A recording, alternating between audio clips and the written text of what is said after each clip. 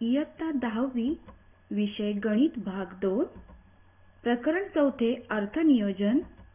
त्यामध्ये आज आपण पाहणार आहोत गुंतवणुकीचे मार्ग। प्रस्तावना।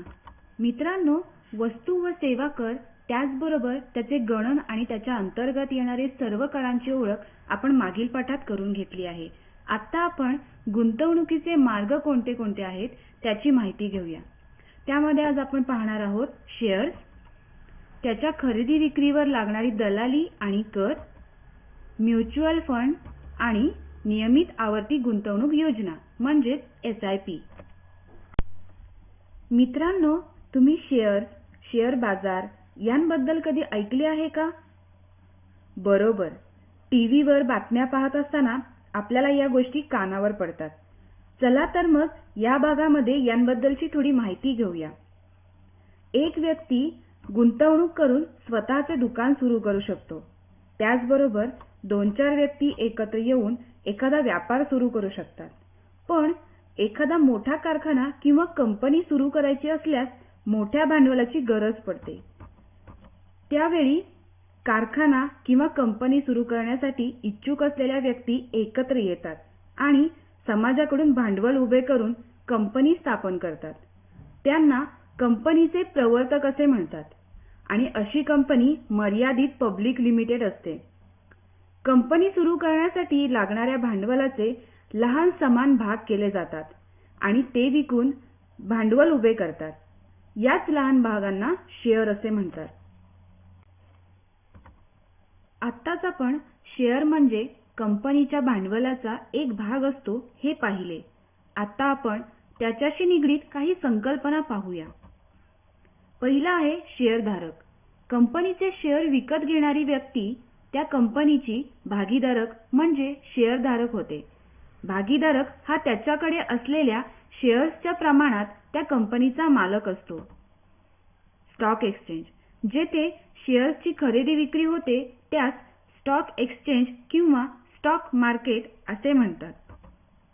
दर्शनी किंमत किंवा फेस व्हॅल्यू, कंपनीच्या शेअर सर्टिफिकेटवर छापलेली एका शेअरची किंमत। बाजारभाव मार्केट व्हॅल्यू, शेअर बाजारात शेअरची खरेदी विक्री होते ती किंमत। आणि शेवटचा आहे लाभांश म्हणजेच डिव्हिडंड। कंपनीला आर्थिक वर्षात झालेल्या नफ्याचे वाटप केल्यावर भागधारकाला मिळणारा नफ्याचा भाग म्हणजे लाभांश असतो। कंपनी स्थापन झाल्यावर तिची कामगिरी अपेक्षेपेक्षा जास्त चांगली राहिली तर शेअर्सची मागणी वाढते, पण शेअर्सची संख्या ठराविक असल्यामुळे पुरवठा वाढू शकत नाही, म्हणून शेअर्सची किंमत वाढते। या उलट कामगिरी खालावली तर शेअर्सची किंमत कमी होते। हा चढ-उतार चित्रात दाखवलेल्या चिन्हाप्रमाणे दर्शवतात। आपण दर्शनी किंमत आणि बाजारभाव म्हणजे काय हे पाहिले आहे। आता आपण त्याची तुलना कशी करतात हे पाहूया। जर बाजारभाव दर्शनी किमतीपेक्षा जास्त असेल तर तो शेअर अधिक मूल्यावर म्हणजेच शेअर इज ॲट प्रीमियम आहे असे म्हणतात। जर बाजारभाव दर्शनी किमती एवढाच असेल तर तो शेअर सममूल्यावर म्हणजेच शेअर इज ॲट पार आहे असे म्हणतात। आणि तिसरा, बाजारभाव जर दर्शनी किमतीपेक्षा कमी असेल तर तो शेअर अवमूल्यावर आहे म्हणजेच शेअर इज ॲट डिस्काउंट आहे असे म्हणतात। भारतामध्ये मुख्य 2 शेअर बाजार आहेत, बॉम्बे स्टॉक एक्सचेंज आणि national stock exchange. Mumbai share बाजार हा आशियातील सर्वात जुना शेअर बाजार आहे, तर राष्ट्रीय शेअर बाजार हा भारतातील सर्वात मोठा शेअर बाजार आहे। शेअर बाजारातील चढ उतार समजण्यासाठी सेन्सेक्स व निफ्टी असे 2 मुख्य निर्देशांक वापरले जातात। सेन्सेक्स हा सेन्सिटिव्ह अधि इंडेक्स या 2 शब्दांनी बनला आहे, तर निफ्टी हा नावाप्रमाणेच NSE अधिक 50 या 2 शब्दांनी बनला आहे। सर्वात जास्त भाग भांडवल असलेल्या नामांकित व प्रस्थापित अशा 30 कंपन्यांच्या भावातील चढ उतारांनुसार सेन्सेक्स ठरतो, तर राष्ट्रीय शेअर बाजारामध्ये निफ्टी हा सर्वात उत्तम कामगिरी करणाऱ्या 50 कंपन्यांवरून ठरतो. आता आपण एक उदाहरण पाहूया. 20 रुपये दर्शनी किमतीचे 100 शेअर्स 30 रुपये बाजारभावाने विकत घेतले. त्यावर कंपनीने 30% लाभांश घोषित केला.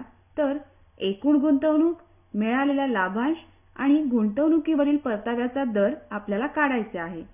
आता या उदाहरणाची उकल आपण पाहूया. शेअर्सची दर्शनी किंमत बरोबर 20 रुपये, बाजारभाव बरोबर 30 रुपये, शेअर्सची संख्या 100 हे आपल्याला उदाहरणामध्येच दिलेले आहे. एकूण गुंतवणूक बरोबर दिलेल्या शेअरची संख्या गुणिले बाजारभाव, म्हणून 100 गुणिले 30 बरोबर 3000 रुपये. लाभांश बरोबर दर्शनी किंमत गुणिले दिलेल्या लाभांशची टक्केवारी. या सूत्रामध्ये किमती टाकल्यास आपल्याला उत्तर मिळते 6 रुपये प्रति शेअर. म्हणून 100 शेअरवरील लाभांश बरोबर 100 गुणिले 6 बरोबर 600 रुपये. परताव्याचा दर बरोबर मिळालेला एकूण लाभांश गुणिले 100 भागिले एकूण गुंतवणूक. या सूत्रामध्ये किमती टाकल्यास परताव्याचा दर आपल्याला 20% मिळतो.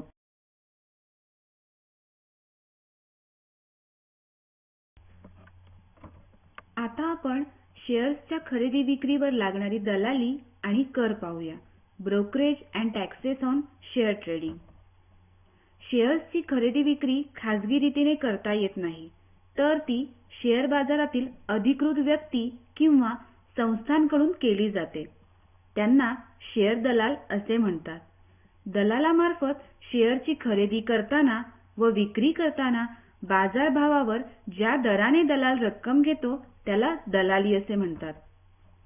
शेअर विकणारा व खरेदी करणारा दोघेही दलाली देतात. दलालीवर वस्तू व सेवा कर जीएसटी ऑन ब्रोकरेज सर्व्हिसेस. दलाल त्यांच्या खातेदारांच्या वतीने शेअर खरेदी विक्री करून देण्याची सुविधा पुरवतात. म्हणून दलाली सेवेवर दराचा कर 18% आहे. Mutual fund. म्युच्युअल फंड म्हणजे तज्ञ व्यावसायिक लोकांद्वारे निर्माण केलेली फंड योजना. या तज्ञांना एएमसी म्हणजे ॲसेट मॅनेजमेंट कंपनी म्हणतात. ते बाजाराचा अंदाज घेऊन लोकांचे पैसे शेअर्स किंवा डिबेंचर्स बॉण्ड्समध्ये गुंतवणूकदारांच्या सूचनांनुसार गुंतवतात. शेअर बाजारात पैसे गुंतवले की जसे शेअर मिळतात तसे म्युच्युअल फंडमध्ये पैसे गुंतवले की युनिट्स मिळतात. प्रति युनिट जो बाजारभाव असेल त्याला त्या युनिटचे नक्त मालमत्ता मूल्य म्हणजे नेट ॲसेट व्हॅल्यू NAV असे म्हणतात. नियमित आवर्ती गुंतवणूक योजना म्हणजेच सिस्टमॅटिक इन्व्हेस्टमेंट प्लॅन SIP याबद्दल माहिती घेऊया. ही योजना त्यांच्यासाठी आहे जे एकाच वेळी मोठ्या रकमेची गुंतवणूक करू शकत नाहीत. कमीत कमी 500 रुपयापासून आपण या फंडामध्ये गुंतवणूक करू शकतो. ही योजना सुद्धा दीर्घकाळासाठी फायदेशीर ठरू शकते, कारण शेअर बाजारातील चढ उताराचा या गुंतवणुकीवर कमी परिणाम होतो. अशा प्रकारे आपण सध्या चालू असलेले गुंतवणुकीचे विविध मार्ग अभ्यासले आहेत. या गोष्टींचा वापर तुम्ही तुमच्या जीवनात अर्थनियोजनासाठी नक्की करा. धन्यवाद.